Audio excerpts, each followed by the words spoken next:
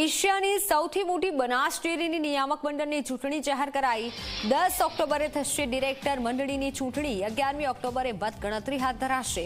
બનાસ ડેરીના 16 ડિરેક્ટરો માટે આ ચૂંટણી થશે। 22 સપ્ટેમ્બર સુધીમાં ઉમેદવારો રજૂ કરી શકશે ફોર્મ। 29 સપ્ટેમ્બર સુધીમાં ઉમેદવારી પરત ખેંચી શકાશે। બનાસકાંઠા જિલ્લામાં સહકારી માળખાની સૌથી મોટી બનાસ ડેરીની ચૂંટણીને લઈને જાહેરાત કરાઈ છે। સહકારી માળખામાં ગરમાવો આવ્યો છે। ઓનલાઈન પર સંવાદદાતા અલ્કેશ જોડાઈ ચૂક્યા છે। અલ્કેશ, કાર્યક્રમ આવી ચૂક્યો છે। ચૂંટણી કઈ તારીખે યોજાઈ શકે છે? મતગણતરી કઈ તારીખે થઈ શકે છે? મિત્તલ, એશિયાની સૌથી મોટી બનાસ ડેરીના નિયામક મંડળની ચૂંટણી છે તે જાહેર થઈ ચૂકી છે। 10 ઓક્ટોબરે બનાસ ડેરીના નવનિયુક્ત ડિરેક્ટરો માટેની ચૂંટણી યોજાશે। 10 ઓક્ટોબરે ચૂંટણી યોજાશે તો 11 ઓક્ટોબરે તેની મતગણતરી છે તે હાથ ધરાશે।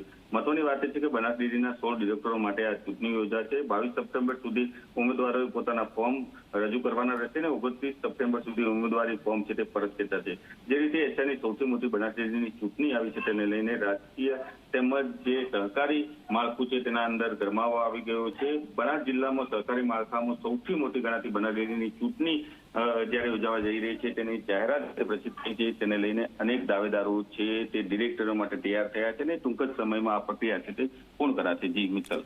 બિલકુલ અલ્કેશ, આભાર માહિતી બદલ।